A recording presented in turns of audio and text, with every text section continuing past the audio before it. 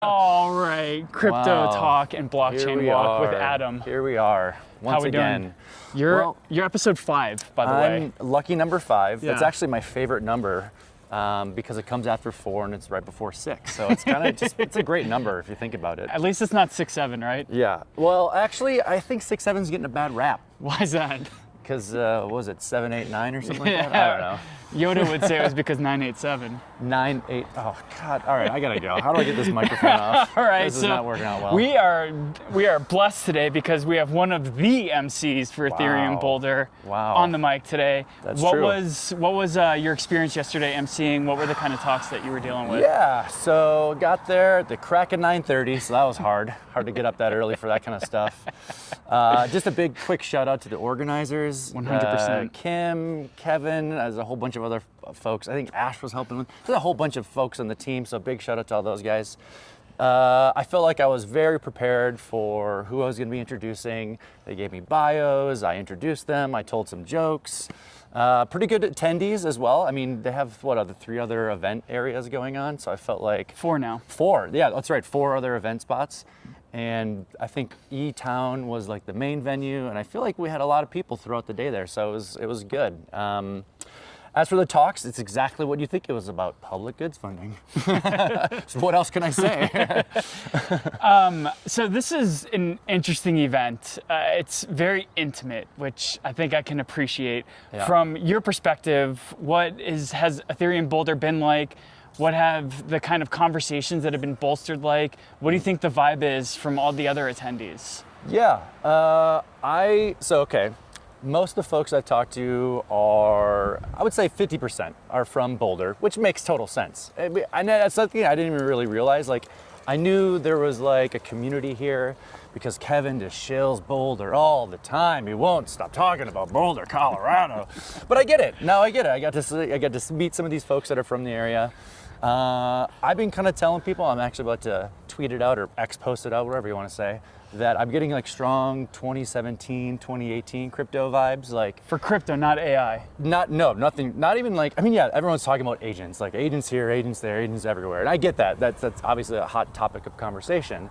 But like, just like the people that are here, they're like true OGs in the space, I feel. Mm-hmm. And the conversations I've been having with them, 90% of them are going over my head, so I know I'm in the right spot. Awesome. Yeah, I love being the dumbest guy at the table. Yeah, I'm like, what are you saying? But this is super interesting. Can you just like send me the details? I'll read it later.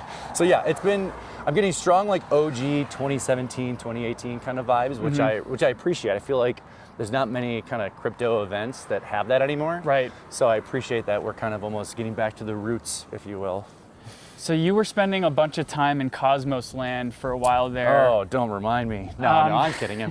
What was kind of like what drew you there, and what's kind of piquing your interest in Ethereum now? Well, I mean, I got my start at Consensys way back in late 2017. So shout out Joe. Yeah, big Uncle Joe, still following me on X, which is pretty sick. So I got my start in like crypto there. So Ethereum is where I kind of like, I don't know, planted my roots. And when I joined the kind of Cosmos ecosystem, it was for a project that's like decentralized infrastructure, like decentralized cloud compute. And so it's not even necessarily that I joined like the Cosmos ecosystem. I just believed in like the project that we needed it, because like, what was it? I think like we were saying like 70% of like Ethereum nodes are on AWS, or 80% at the time. And now I think it's not that anymore. I don't know what the latest numbers are. And I was like, well, if we're building like a decentralized internet, if we're going to be Pied Piper, we need to make it decentralized, right? So I thought like a project like this that would decentralize the infrastructure was important. So it's not even necessarily that I joined the Cosmos like space. Okay. It's that I thought the project was interesting. You were kind of like first principles driven. Yeah. Oh God, you said it. That's one of the. So, sidebar. I don't know if this is going to make it in the pod here. Oh, it's definitely going to. Sidebar. I did my predictions post, like 2026 predictions post. Oh, and I said, here are the 5 You were bold enough. Yeah, I was bold. I was one of the bold people. Not many people did it, but you know, I'm willing to go out on a limb. I'm more of a year in review kind of guy. Oh, year in review. That's easy. That's looking back. I can open a history book for that. But so one of the posts in there was like, here are the top 5 overused words of the year. Okay. And first principles was on it, and you just walked right into my trap, friend. So first principles, but no, you make a good point. Cancel me. Yeah, you are done. You're out. Goodbye. Adios. No. Yeah. So that's kind of why I joined that project more than like Okay. that it was Cosmos. I did love the Cosmos technology stack. I was like, oh, I like the idea of everyone's kind of their own, L1. They just plug in and kind of connect to the hub, and they all like are interconnected that way. So I kind of like that, but that's not why I joined necessarily. I almost learned that after the fact. I think a lot of people just praise the Cosmos SDK in general. It's like solid tech. Yes, exactly. Awesome. So, all right, you went in for something that you saw a clear need for. I think one of the things that stuck out from the conversations that we've had is your predominant focus on community. Yeah. And when I ask what you do, you're like community. So what does that mean? Like, community is one of those words that's just thrown around so much. It's overused. No one knows what it is. It's kind of like porn. You don't know what its definition is, but you know when you see it. Yeah. So like, what is community to you? How do you leverage this to do the work that you've been doing for the past decade? Yeah. Well, I mean, when I kind of got into the community profession, I didn't know anything about community. I was just like helping with like field marketing and like connecting with people in person. I was like, oh, I kind of like talking to people. I'm an only child. I can do this more often. I was lonely growing up. I need to connect with some folks. But as I kind of remained in the kind of that space, I just picked up new tools and learnings. And one of my favorite kind of, mentors who doesn't realize he's a mentor of mine is this guy named David Spinks. He started this kind of community of community managers called CMX. Ended up selling it off, made a bunch of money, good for him, to this company called Bevy. That's a whole nother thing. But I just kind of learned a lot of stuff throughout the decade that I've been doing this. And for me, like, a community really isn't a community until it can self-organize and self-manage. And I feel like basically what I try to do at the end of the day is like, get the ball rolling, get people into a room, get like-minded individuals that are passionate about, whatever it is that they're passionate about, to connect with one another. And then my role is just to kind of like enable them to start hosting their own events, enable them to share ideas, enable them to do different things that are all, community driven. So that's kind of like the high level of how I do it. I'm not going to tell you the secret sauce, because that's like, you're going to have to pay me for that. Yeah, that's why. You're not getting that for free, brother. I guess my real question is because a lot of times when I see community, I'm thinking like Telegram channels or Discord servers or like a Twitter presence or running a Twitter account for a Dapper project. So like, is community a meld of online and offline, or is it more offline, which is basically what you were just talking about? Yeah, totally. I mean, it's definitely a meld.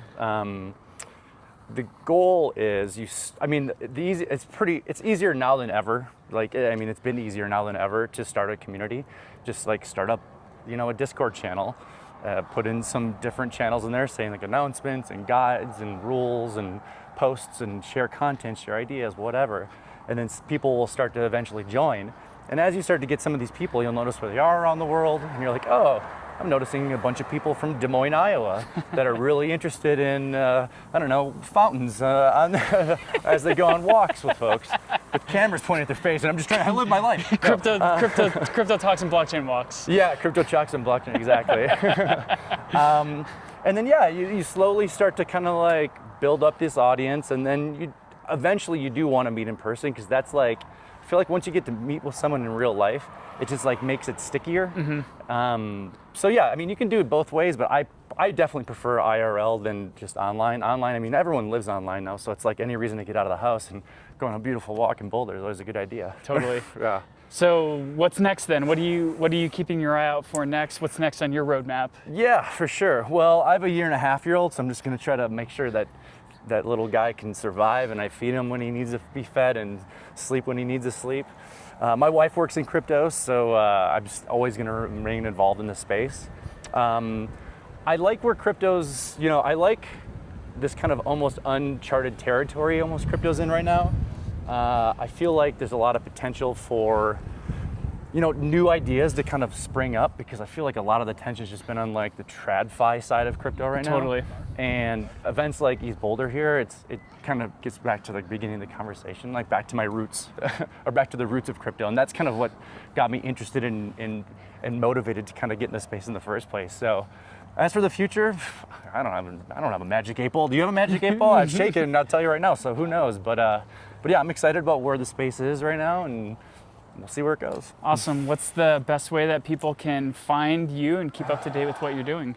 Well, my address is 12345. And your social security number address, too. Road in Address, Pennsylvania. All right. How about your X handle there? We'll do that. So pretty straightforward. Just my full name, Adam Dean Wozney. Pretty straightforward. Awesome. Yeah. Well, what's a final parting word that you have for the fine folks of crypto Twitter and the denizens of our online worlds? Well, don't take private keys from strangers. Awesome. I think on that we'll call it. Sounds good. I appreciate you. Appreciate you too, dude.